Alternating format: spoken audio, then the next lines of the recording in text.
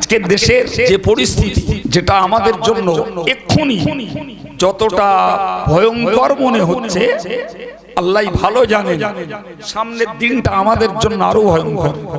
আপনি বলুন, ভারতবর্ষে জন্ম নিয়ে আর এই ভারতে বেড়ে উঠে, এই ভারতে আমার পিতৃপুরুষ মাতৃপুরুষ, এই ভারতেই আমার জীবনযাত্রা, আজকে যদি আমাকে ভোটাধিকার নষ্ট করা হয়, আগামীতে এনআরসির মাধ্যমে আপনার নাগরিকত্বটাও বাতিল করা হবে, করবোটা কি? কার কাছে যাব? কোথায় যাব? কে আমার সহযোগী হবে? কে আমার হয়ে একটা কথা বলবে?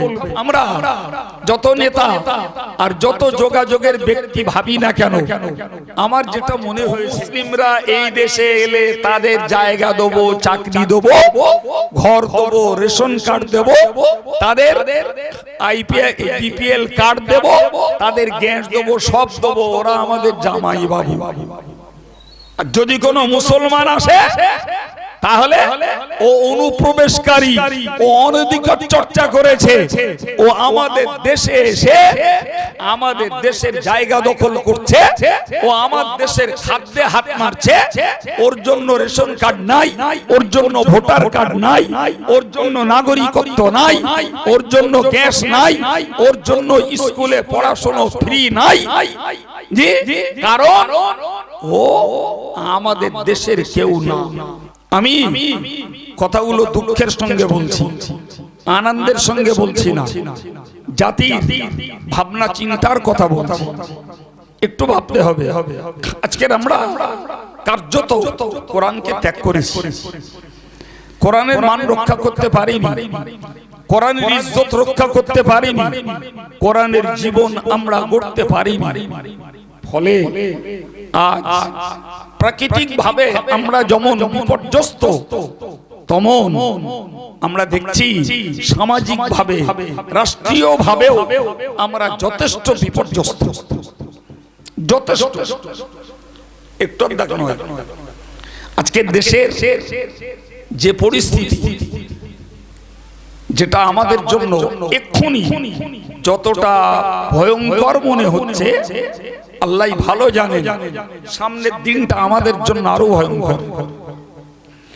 আপনারা ভাবছেন না যে এসআইআর এর নামে যাদের নামগুলো অ্যাডজুডিকশনে রয়েছে, এদের মধ্যে কত নাম যে ডিলিটেড করে দেয়া হবে তারই আপনারা,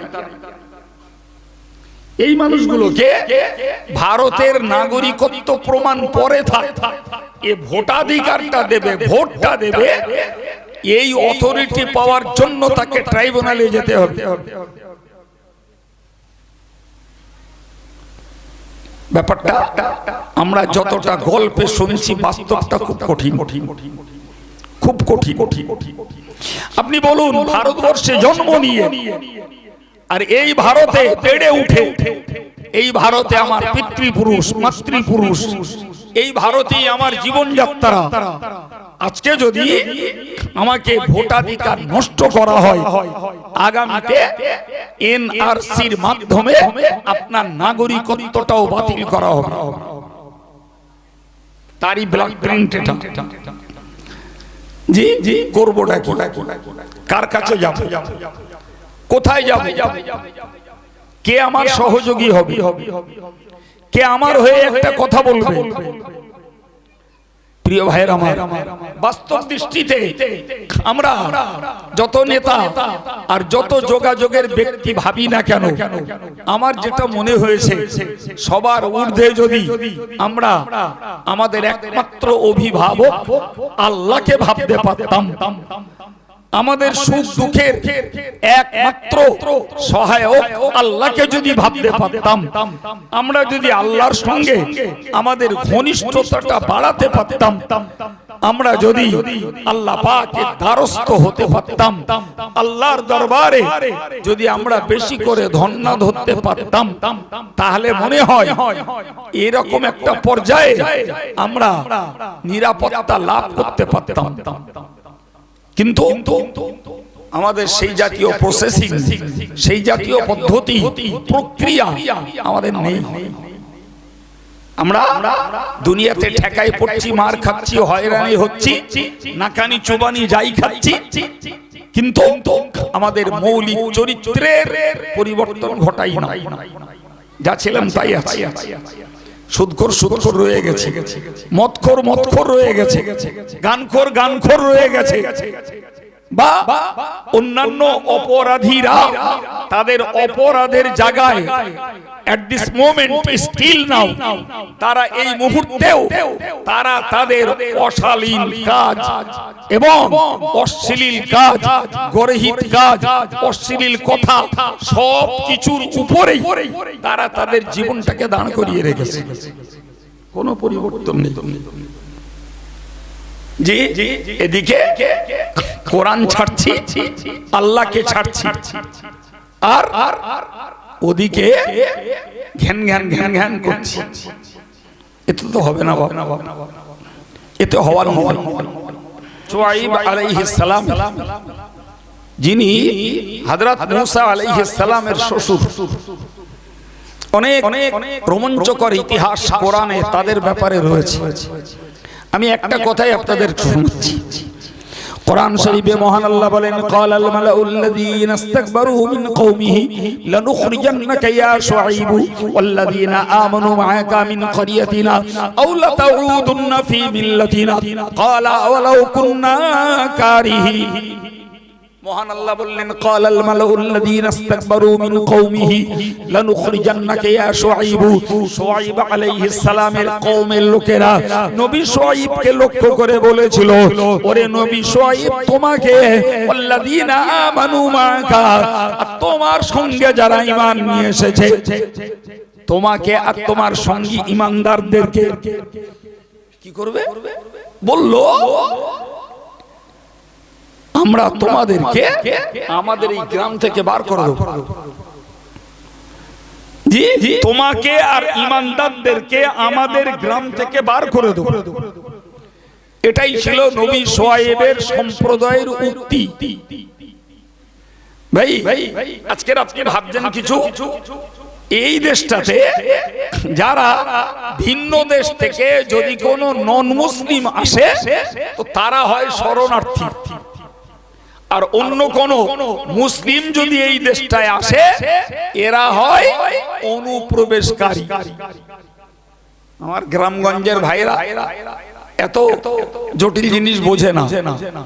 জি, সোজা সাপটা কথায়, অমুসলিমরা এই দেশে এলে তাদের জায়গা দেবো, চাকরি দেবো, ঘর দেবো, রেশন কার্ড দেবো, তাদের বিপিএল কার্ড দেবো, তাদের গ্যাস দেবো, সব দেবো, ওরা আমাদের জামাই বাবু। আর যদি কোনো মুসলমান আসে তাহলে ও অনুপ্রবেশকারী, ও অনধিকার চর্চা করেছে, ও আমাদের দেশে এসে আমাদের দেশের জায়গা দখল করছে, ও আমার দেশের খাদ্যে হাত মারছে। ওর জন্য রেশন কার্ড নাই, ওর জন্য ভোটার কার্ড নাই, ওর জন্য নাগরিকত্ব নাই, ওর জন্য গ্যাস নাই, ওর জন্য স্কুলে পড়াশোনা ফ্রি নাই। জি, কারণ ও আমাদের দেশের কেউ না। এই অবিচার আজ ভারতবর্ষে চলছে, ভারতবর্ষে চলছে। তারই জের জি এসআইআর করতে যে খসড়া তালিকায় নাম এলো, সুতরাং বাবুদের লস হয়ে গেল। ফের হিয়ারিং এ ডাকা হলো, তাতেও পড়তা হলো না। পেপারস পত্রের কিছু ভুলভাল থাকতে পারে, কিন্তু তাই বলে এরা মিয়ানমারের লোক না, এরা ভিনদেশী না, এটা তারা ভালো বুঝে গেল। ফলে নতুন করে চক্রান্ত করে আবার বিচারাধীন রেখে দিয়ে আর একদল মানুষকে ডিলেটেড করে দিয়ে তাদেরকে হয়রানির মুখে ঠেলে দেওয়ার চক্রান্ত চলছে। তাহলে আমরা কোরআনের এই কথা থেকে বুঝতে পারছি যে ইতিপূর্বে আল্লাহর নবীদেরকে নিয়ে কাফের বেঈমানরা এই খেলা খেলেছিল। বাপ, এটাই বুঝুন, এটাই মনের তৃপ্তি। আল্লাহর নবীদেরকে নিয়ে কাফের বেঈমানরা এ খেলা খেলেছিল। ফলে আমরা যখন আল্লাহর দ্বীনের মানুষ, নবীদের পথের পথিক, তাহলে আমাদের নিয়ে এরাও যে কিছু খেলবে এটা স্বাভাবিক অঙ্ক বলছে। তো ওরা খেলবে বলে আমরা ওদের তুরুপে তাস হতে যাব না। ওরা খেলবে বলে ওদের বলির পাঁঠা আমরা হতে যাব না। ওরা যত যাই করুক, আমরা আল্লাহর, আমরা রাসূলের, আমরা কোরআনের, আমরা দ্বীন শরীয়তের গোলাম হই। আমাদের জীবনটাকে কায়েম রাখবো। এটাই দাঁতে দড়ি দিয়ে মুসলিম সমাজের ভাই বোনেদের আজকে দৃঢ় হওয়ার দরকার পড়েছে। তবেই আমার নবীকে যেমন আল্লাহ হেফাজত দিয়েছেন, আশা করা যায় আল্লাহ পাক আমাদেরকেও হেফাজত, সালামত, মদদ দান করবেন। বলুন ইনশাআল্লাহ।